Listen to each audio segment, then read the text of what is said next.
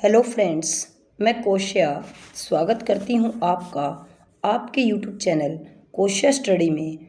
और हम पढ़ रहे हैं राजस्थान का इतिहास एवं संस्कृति, जो कि अपनी कक्षा 10th की बुक है, माध्यमिक बोर्ड अजमेर द्वारा संचालित, जिसका हम पढ़ रहे हैं लेसन दूसरा, राजस्थान के प्रमुख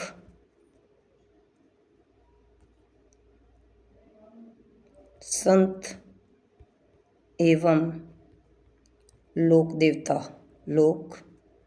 देवता। आज ये दूसरा सेशन है। शुरू करते हैं आज का सेशन पाबूजी से। पाबूजी का जन्म धांधल जी राठौड़ के यहाँ 1239 में कोल्लू में हुआ। इतिहासकार मोहनोत नैणसी, महाकवि मोरजी ओशियां तथा लोगों में प्रचलित मान्यता के अनुसार पाबूजी का जन्म वर्तमान बाड़मेर से 8 कोस आगे खारी खाबड़ के जूना नामक ग्राम में अप्सरा के गर्भ से हुआ। तो पाबूजी का जो जन्म है वो धांधल जी राठौड़ के यहाँ कब 1239 में हुआ। और इतिहासकार मोहनोत नैणसी, क्वेश्चन बना हुआ है कि मोहनोत नैणसी, महाकवि मोरजी आशियाँ और लोगों में प्रचलित मान्यता के अनुसार पाबूजी का जन्म कहाँ हुआ है। तो इनकी मान्यता के अनुसार पाबूजी का जन्म वर्तमान बाड़मेर से 8 कोस आगे खारी खाबड़ के जूना नामक ग्राम में अप्सरा के गर्भ से हुआ।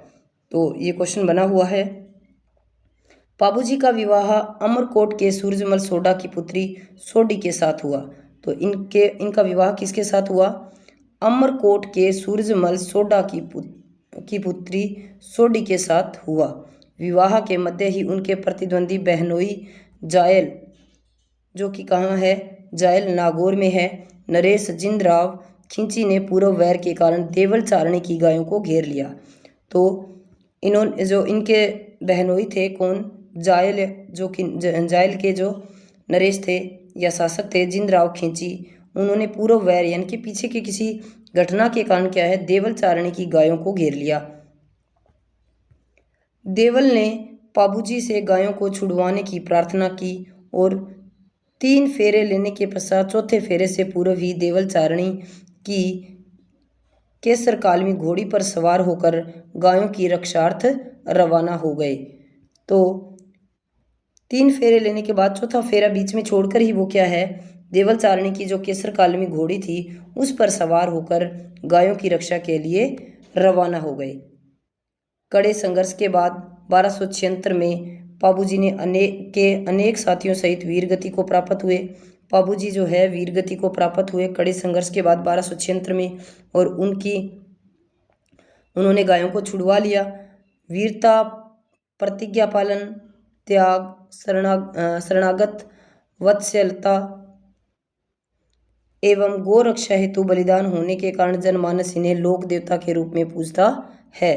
तो इन्हें क्या है, लोग जो हैं लोक देवता के रूप में पूजते हैं। इनका मुख्य पूजा स्थल कोल्लू फलोदी में है। ये क्वेश्चन बना हुआ है कि पाबूजी का जो मुख्य मंदिर है वो कहाँ है, तो कोल्लू, और कोल्लू कहाँ है, फलोदी में है, जहाँ प्रतिवर्ष इनकी स्मृति में मेला लगता है। इनका प्रतीक चिन्ह जो है वो हाथ में भाला लिए अश्वरोही के रूप में है। कल हमने तेजा जी पढ़ा था, तेजा जी जिनका क्या था, हाथ में तलवार लिए हुए अश्वरोही के रूप में था। और यहाँ पाबूजी जो है हाथ में भाला लिए हुए अश्वरोही के रूप में है, जहाँ प्रतिवर्ष इनकी स्मृति में मेला लगता।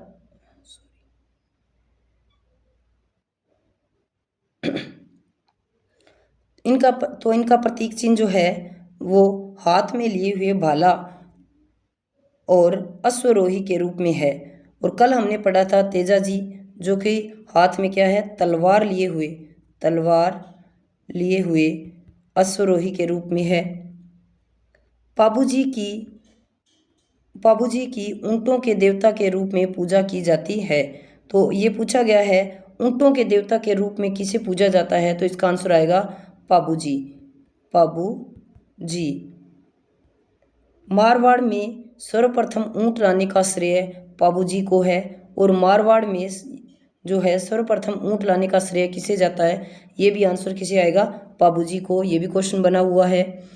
ऊँटों के स्वस्थ होने पर भोपे भोपियों द्वारा पाबू जी की फड़ गाई जाती है।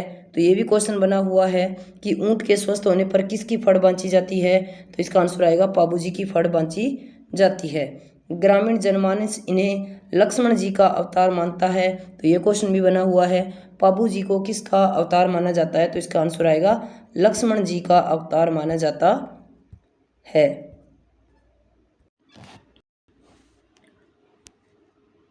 इसके अलावा पाबू जी की माता का नाम जो है वो है कमला दे। कमला दे। इनकी पत्नी का नाम है सुपियार दे या फूलम दे। सुपियार दे या कहीं मिलता है फूलम दे। फूलम दे। इनके गुरु का नाम पूछा गया है, तो इनके गुरु का नाम है समर्थ भारती। इनके गुरु का नाम है। इनकी घोड़ी का नाम भी पूछा गया है। इनकी घोड़ी का नाम है केसर कालमी। केसर कालमी। प्रतीक चिन्ह हमने पढ़ लिया है, भाला लिए हुए अश्वरोही के रूप में। उसके बाद इनका मुख्य मंदिर कहाँ कहाँ है? मुख्य मंदिर जो है एक तो कोलूमंड या कोलूमंड या कहीं मिलता है कोलू ओनली। ये कहाँ है? फलोदी में। इसके अलावा यहाँ जो पुजारी होता है वो राठौड़ होता है। राठौड़ होता है। इनका मेला भी कोलूमंड में लगता है। और कब लगता है? प्रतिवर्ष चैत्र मास की अमावस को लगता है। अमावस्या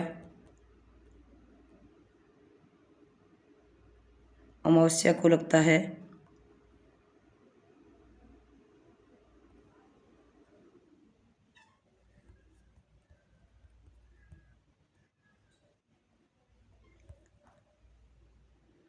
इसके अलावा ये क्वेश्चन बना हुआ है कि इनकी जो फड़ है वो किस वाद्य यंत्र के साथ गाई जाती है? तो इनकी फड़ जो है वो रावण हत्थे के साथ, रावण हत्थे नामक वाद्य यंत्र के साथ गाई जाती है। वाद्य यंत्र के साथ गाई जाती है। और एक क्वेश्चन ये बना हुआ है, सभी लोक देवताओं में सबसे छोटी फड़ किसकी है? छोटी फड़ किसकी है? या सबसे लोकप्रिय जो है लोकप्रिय फड़ किसकी है? तो इसका आंसर भी आएगा पाबू जी की। पाबू जी की फड़ सबसे छोटी है और सबसे लोकप्रिय है। इसके अलावा क्वेश्चन बनता है कि इन्हें आराध्य देव कौन मानते हैं? तो राइका या रेबारी जाति के लोग और थ्योरी जाति के लोग जो है, थोरी जाति के लोग इन्हें अपना आराध्य देव मानते हैं। इनके सहयोगी या इनके भक्त भी पूछे गए हैं एक बार। तो इनके भक्त है चांदा, देवा, खापू,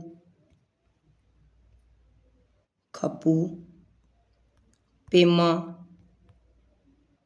खलमल,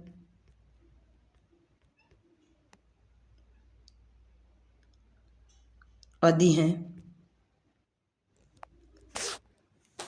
एक जो है पाबू जी के पवाड़े, पाबू जी के पवाड़े, ये पाबू जी की वीरता से संबंधित जो गाथा गीत है, इसको किसके साथ गाया जाता है?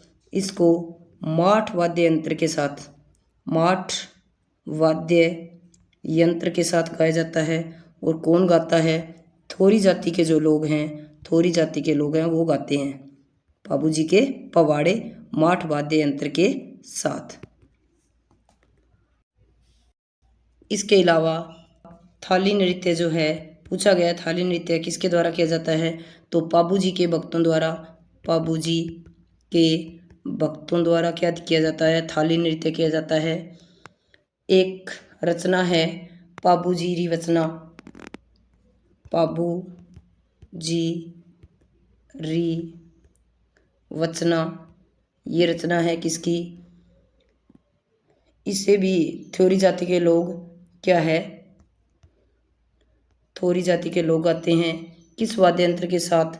इसे सारंगी के साथ गाते हैं, सारंगी के साथ गाते हैं। इसमें भी पाबूजी की वीरता है।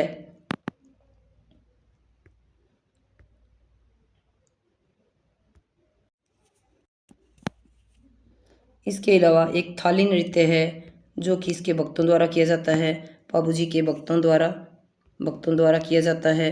इसके अलावा जो है पाबूजीरी वचना या पाबू धणीरी वचना, पाबू धणी री वचना, ये भी क्या है, इसमें भी पाबूजी का यशोगान है जिसे थ्योरी जाति के लोग गाते हैं, थ्योरी जाति के लोग, और सारंगी वाद्य यंत्र के साथ गाते हैं, सारंगी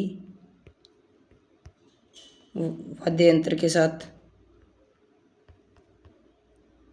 इसके बाद जो है एक फैक्ट ये बनता है कि रूपनाथ ये कौन था? ये पाबूजी का भतीजा है जिसने जिंदराव खिंची को मारकर बाद में अपने चाचा की हत्या का क्या लिया, बदला लिया। कुछ प्रसिद्ध ग्रंथ हैं या साहित्य हैं पाबूजी से संबंधित, ये भी पूछे गए हैं। पाबूजीरा छंद, पहली है पाबूजीरा छंद, ये किसकी है? ये है बिट्ठू मेहा की, बिट्ठू मेहा जी की है। अगली है पाबूजीरा दोहा, पाबूजीरा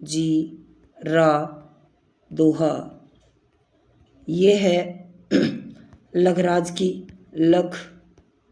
की है। पाबू प्रकाश बहुत बार पूछी गई है, किसकी है? पाबू प्रकाश, ये है पाबूजी की जीवनी है। इसमें आशियाँ मोड़ जी। इसके अलावा पाबूजी के गीत, ये भी पूछा गया है कई बार।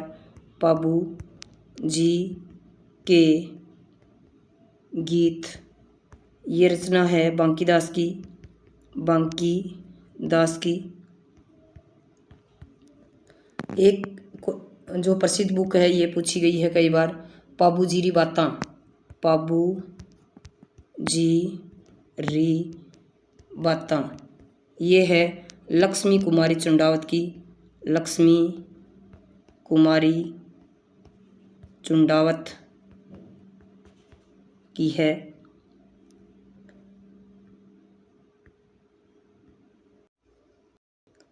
देवनारायण जी जो है, देवनारायण बगड़ावत प्रमुख बोजा और सेडू गुर्जर के पुत्र थे। इनका जन्म 1243 के लगभग हुआ।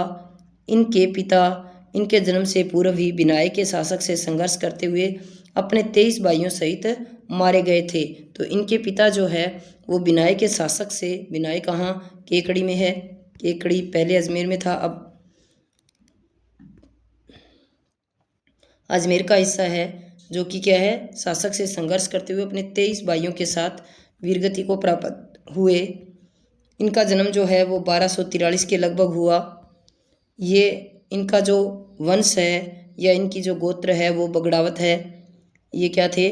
नागवंशीय बगड़ावत गुज्जर जो हैं, ये इनका गोत्र है। 10 वर्ष की अल्पायु में वे पिता की मृत्यु का बदला लेने राजस्थान की ओर लौट रहे थे, तो मार्ग में धारा नगरी में जयसिंह देव परमार की पुत्री पीपल दे से उन्होंने विवाह किया। तो 10 वर्ष की आयु में 10 वर्ष की आयु में क्या है, ये अपने पिता की मृत्यु का बदला लेने के लिए राजस्थान की ओर लौट रहे थे, तो मार्ग में धारा नगरी में जय सिंह देव परमार की पुत्री कौन पीपल देव से इन्होंने क्या कर लिया, विवाह कर लिया। कुछ समय बाद वे बदला लेने हेतु बिनाय पहुंचे, जहां गायों को लेकर बिनाय ठाकुर से हुए संघर्ष में देव जी ने उसे मौत के घाट उतार दिया। और गायों की रक्षा करते हुए क्या है, इन्होंने भी क्या है, बिनाय के ठाकुर से संघर्ष किया और देव जी ने उसे मौत के घाट उतार दिया। इनका मुख्य मंदिर या मुख्य स्थल जो है, पूजा स्थल आसिंद भीलवाड़ा में है, जहाँ भाद्रपद शुक्ल सप्तमी को मेला लगता है। इनके मुख्य अनुयायी गुर्जर हैं, जो देव जी की फड़ तथा देव जी और बगड़ावतों से संबंध काव्य बगड़ावत के गायन द्वारा इनका यशोगान करते हैं। किंवदंती है कि हर रात 3 पहर गाए जाने पर यह 6 माह में पूर्ण होता है। तो इनका जो प्रमुख पूजा स्थल है या इनका मुख्य मंदिर है वो कहाँ है, आसिंद भीलवाड़ा में। आसिंद भीलवाड़ा में पूछा गया है कई बार। इनकी पूजा किस दिन होती है, ये भी पूछा गया है। तो भाद्रपद शुक्ल सप्तमी को, शुक्ल सप्तमी होता है। ये किस जाति के इनके अनुयायी है वो किस जाति के हैं, तो ये भी पूछा गया है। गुर्जर जाति के ये आराध्य देव हैं, गुर्जर जाति के आराध्य देव हैं। देव नारायण जी की फड़ जो है सभी लोक देवी देवताओं में सबसे लंबी फड़ है। ये क्वेश्चन भी पूछा गया है कि सभी देवी देवताओं में सबसे लंबी फड़ किसकी है, तो लोक देवताओं में सबसे लंबी फड़ है वो देव नारायण जी की है। इनके अलावा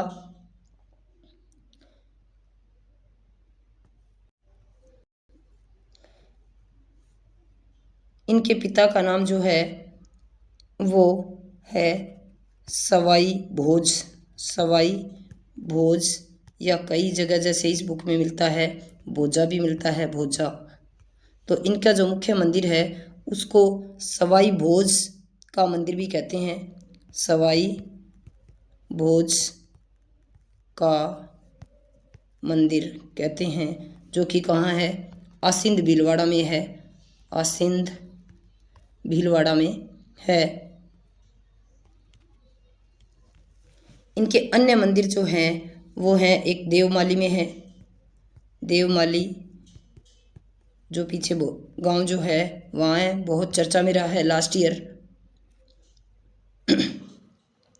और ये है कहाँ, ब्यावर में।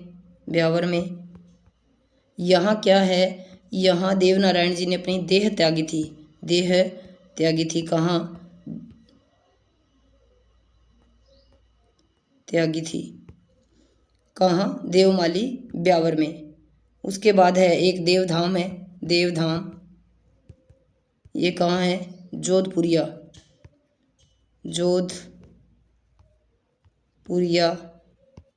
निवाई टोंक में है। एक देव डूंगरी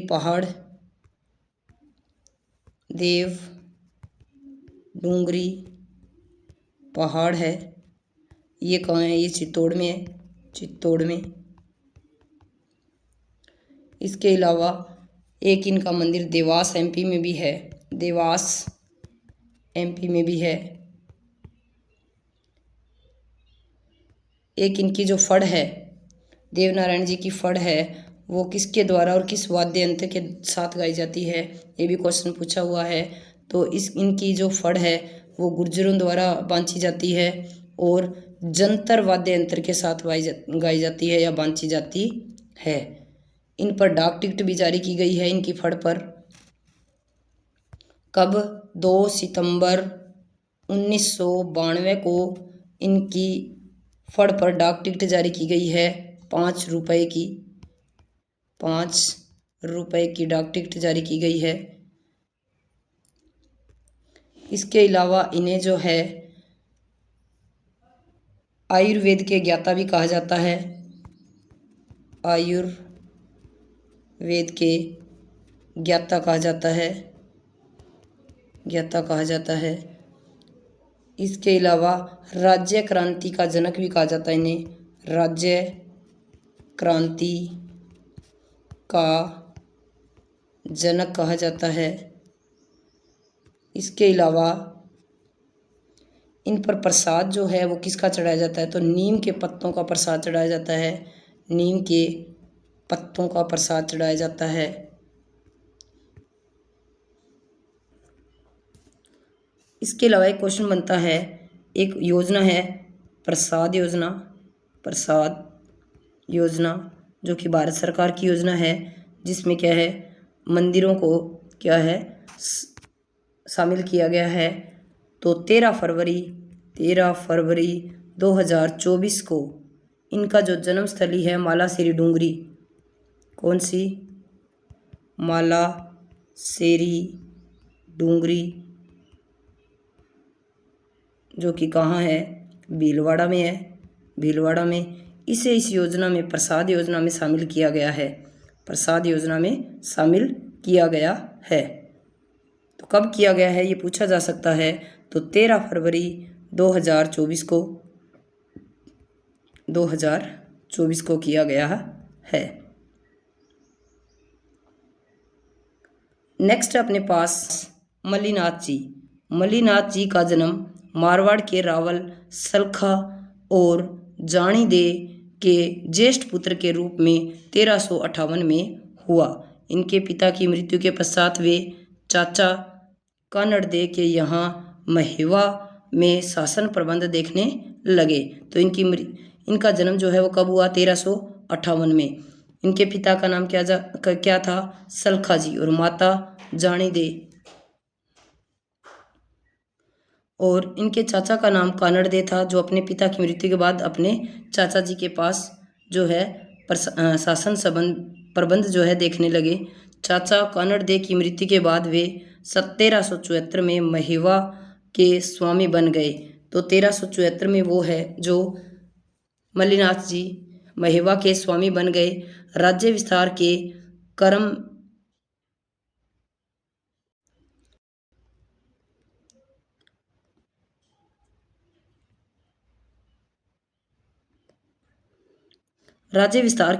में 1378 में फिरोज तुगलक ने मालवा के सूबेदार निजामुद्दीन की सेना को इन्होंने मार भगाया।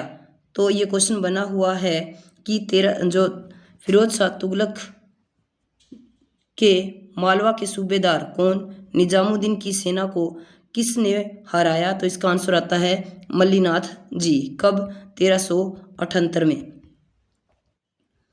अपनी रानी रूपा दे की प्रेरणा से वे 1389 में उगम सिंह भाटी के शिष्य बन गए। तो ये भी क्वेश्चन बना हुआ है कि ऐसे कौन से लोक देवता है जो अपनी पत्नी की या रानी की प्रेरणा से जो है वो साधु बन गए या योग साधना जो है वो करने लगे। तो इसका आंसर आएगा मल्लीनाथ जी, मल्लीनाथ जी।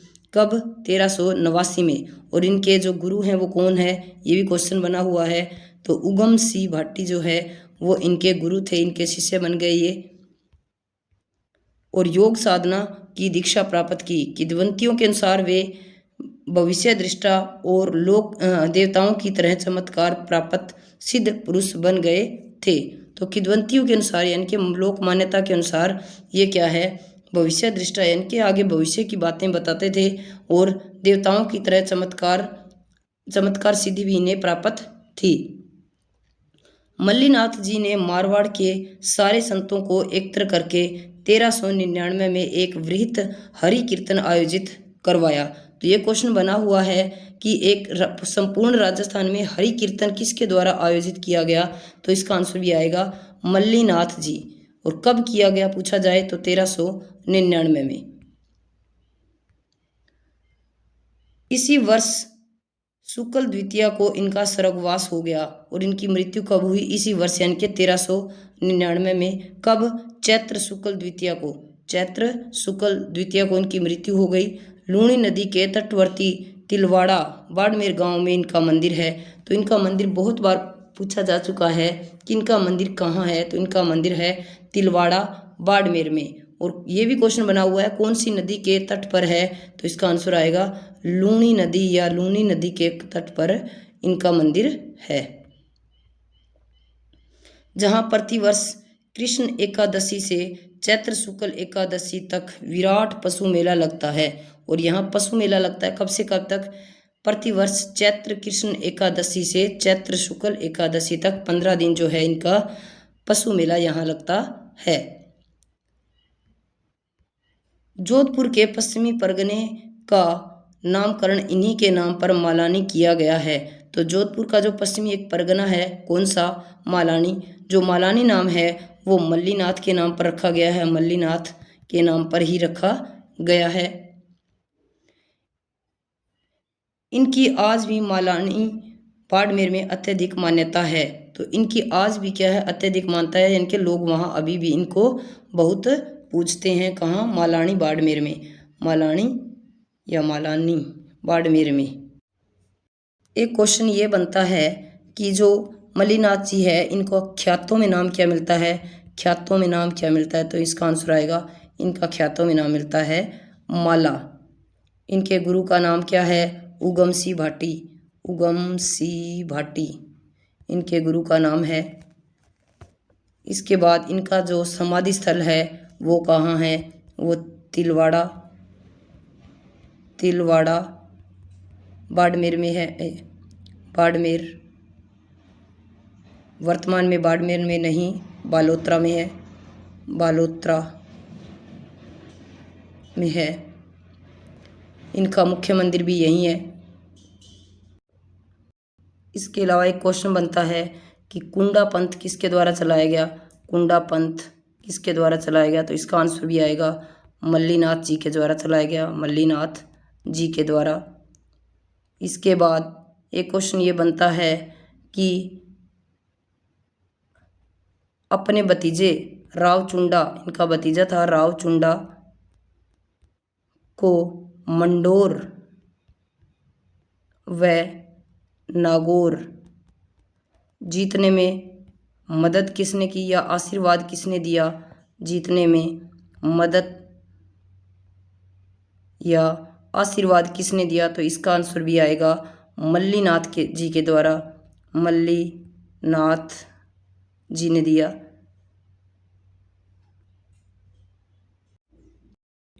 इनका एक मंदिर आहोर, आहोर, आहोर कहाँ है,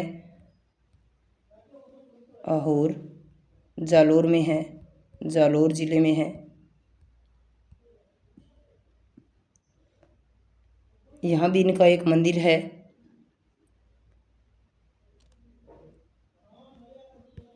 मल्लीनाथ जी का। इसके अलावा इनके पुत्र का नाम है जगमाल, जो कि एक क्या था, वीर योद्धा था, वीर योद्धा था। नेक्स्ट है अपने पास रामदेव जी, जिन्हें हम पढ़ेंगे नेक्स्ट सेशन में। तब तक के लिए साथ बने रहें, क्लास को शेयर करें, चैनल को सब्सक्राइब करें, लाइक और कमेंट करें। Thank you for watching. जय हिंद, जय भारत।